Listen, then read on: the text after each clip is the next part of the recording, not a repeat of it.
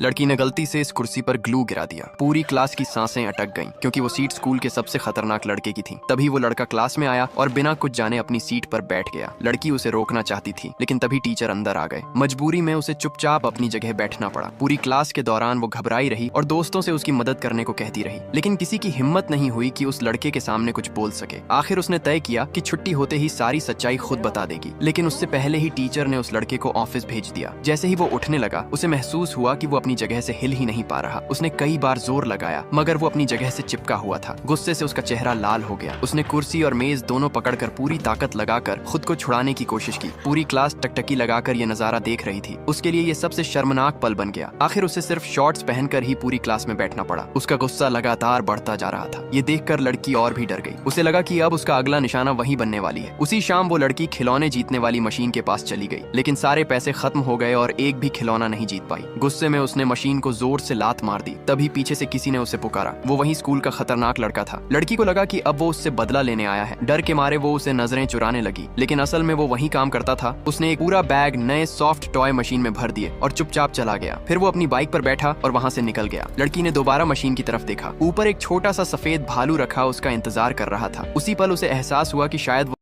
लड़का उतना बुरा नहीं था जितना सब समझते थे। लेकिन उसे क्या पता था कि वो लड़का भी चुपके से उसे देखा करता था। तभी वो उसकी तस्वीर देख रहा था और वही वो छोटा सफेद भालू अब लड़की के बिस्तर के पास रखा हुआ था।